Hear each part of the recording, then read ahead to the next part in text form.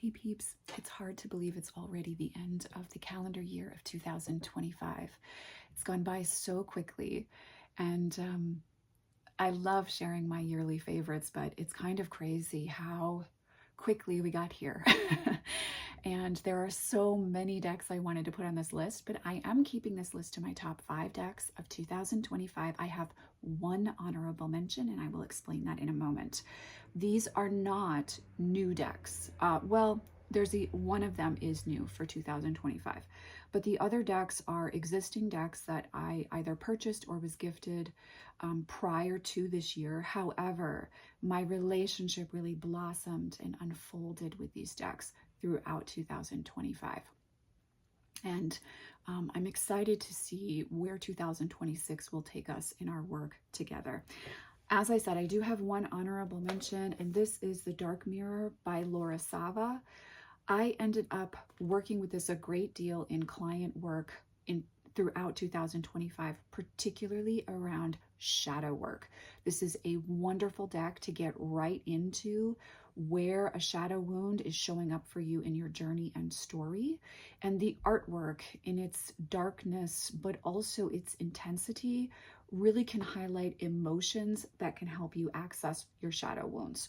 So this deck, I think, is really unique. Over the years, it was a slow burn for me in connecting with this one, but now I really understand its purpose in my path and practice, and I'm very, very thankful to have it in my collection. It's one, like I said, that's really become a power deck. It has a very specific use in my collection and in my work, and I don't think it gets enough love. I don't think I give it enough love for how great of a deck it really is. So this is The Dark Mirror Oracle by Laura Savo, published by Lo Scarabeo. And I do encourage you to give this one a try or pull it out of your collection and work with it when you are wanting to dive into shadow wounds, or even just to understand your own emotional terrain and what might be the root cause of some things that keep repeating in your story that you'd like to change. This one's really special, and I did feel like, while it's not a personal favorite of 2025, it really stood out as a star for exactly what it is in my toolkit, if you will, especially when it comes to offering readings or offering shadow work journeys to clients and community members this year. Okay. It's so hard. It's so freaking hard. It was so hard. I had so many Oracle decks that I wanted to put on this list, but I had to go with my absolute most used and my absolute favorite this year. And number 5 on the list is the Loputyn Oracle. This deck is really beautiful, and it's really, really unique. In fact, I cannot show you a lot of the artwork in this deck because YouTube will knock me for it if I do.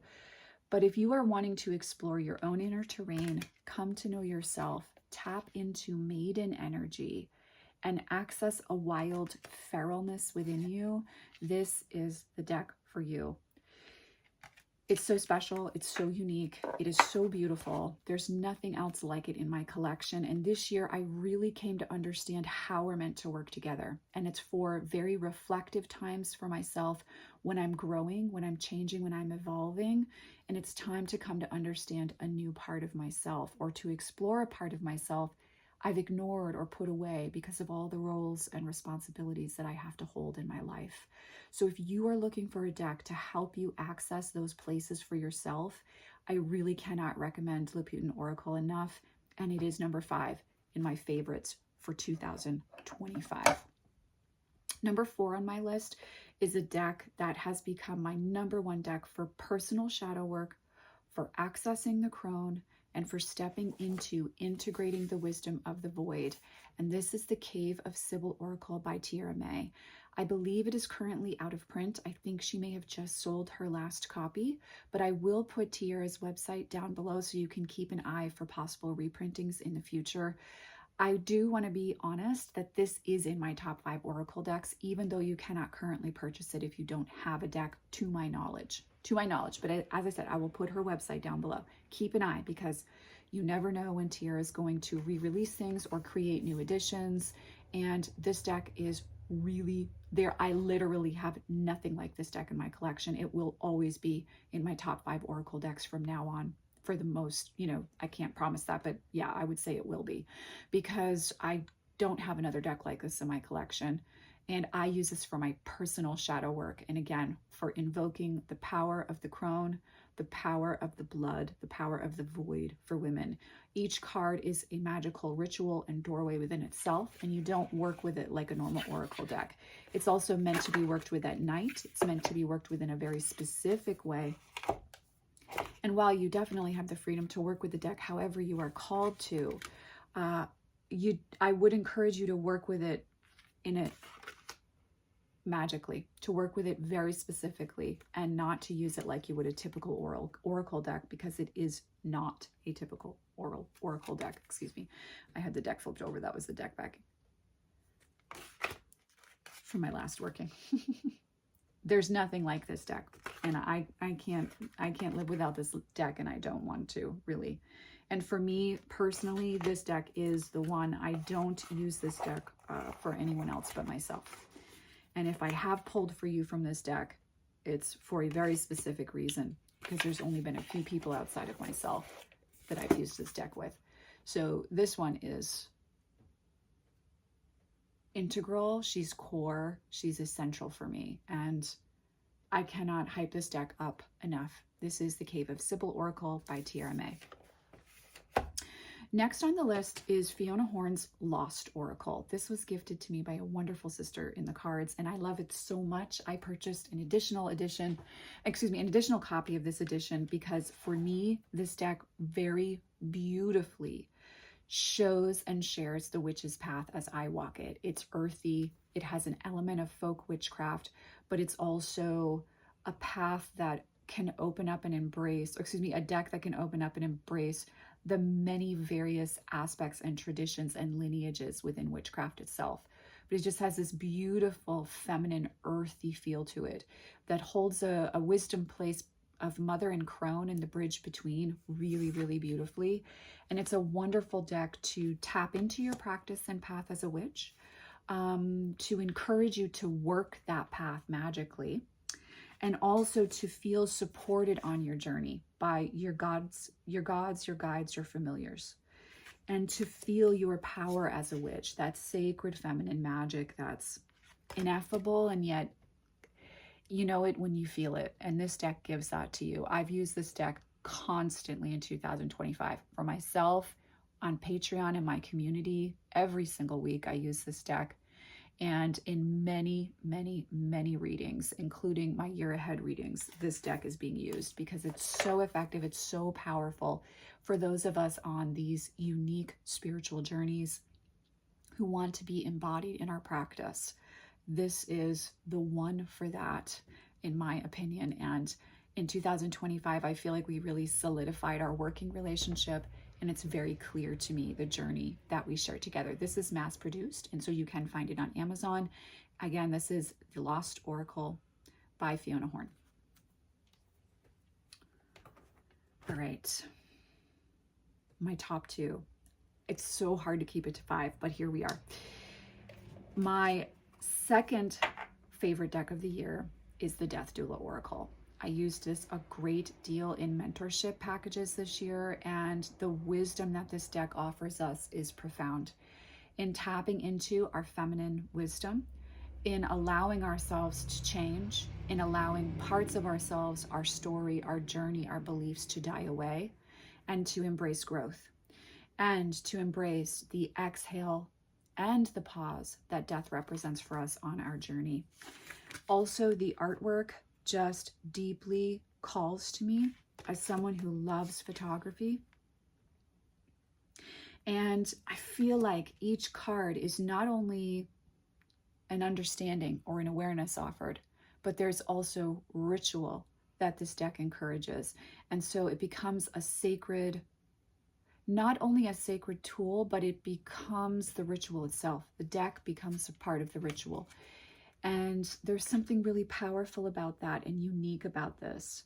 And I think if you're in a tender, a vulnerable, an intimate space, a space of unfurling, of understanding what has ended and who you are becoming. If you're in a liminal space, this deck is the death doula for that journey and experience.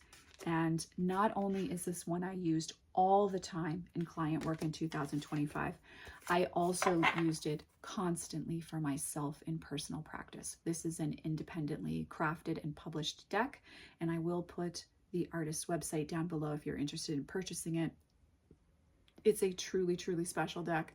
And really, this deck and the first deck are tied for first position for me, but you know, there has to be a list. So this one is number 2 on this list, but it's truly special. If you're on the fence about this one, this is one I actually encourage purchasing, because there's, again, it's so unique, it's so powerful, and it's so deeply felt. It's a very, very, very special deck.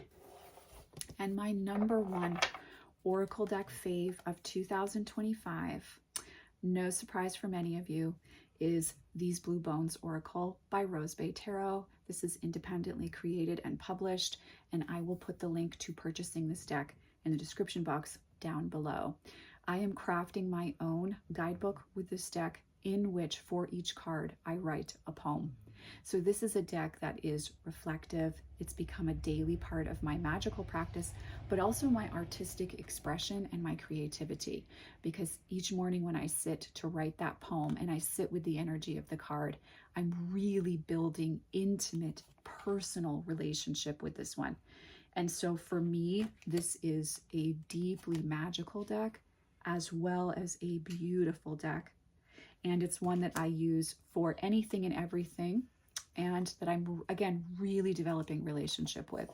This is another deck, much like Cave of Sybil, that I can't imagine my practice and myself without. And Rose Bay really created something special, something unique, and something worth building relationship and sharing a walk with in this deck. It is so special. And it is my number 1 favorite deck of 2025. I cannot tell you how it felt to watch the process that Rose Bay shared publicly of creating this deck, and then to be able to build my own relationship with it, get to work with it, walk with it, come to understand the reflection this deck gives us on solitude, sorrow, personal power, love, connection, intimacy, feminine magic. There's just nothing like this one. It's so freaking special. And if I were to associate it with an album, I think it's got to be Chelsea Wolfe's, oh God, the album where she's floating in the water and it has the song Survive on it. Oh God, the name escapes me of that album right now. I'll put the link to the album on Spotify down below as well. But that album and this deck, sisters. This is just such a powerful personal deck. It's a deeply personal deck. It's, if you were to like open me up and look inside to see who I am, These Blue Bones, Cave of Sybil would be there. They would be there. They're like a part of me. They've become friends, sisters, part of my own gnosis in this journey. So I cannot recommend this one highly enough. I get really emotional about this one. It's deeply felt, it's powerfully lived, and there's a magic of nostalgia, memory, very 6 of Cups in its energy, that provides a portal and a conduit for some really beautiful magic. And I love to work with it in alignment with Venus, with Persephone, with Hecate, with Lilith and Isis. So these are my most favorite decks of 2025, the ones I've used the most, the ones I've built deeper levels of connection with, the ones that I cannot imagine my work, my path, my practice, my collection without.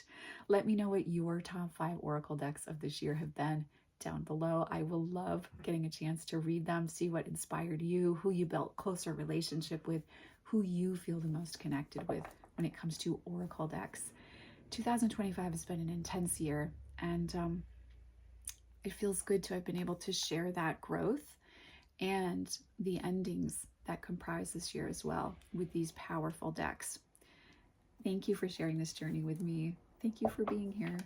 I am sending you, as always, oceans of love, and you know I'll see you in the next video. Take care.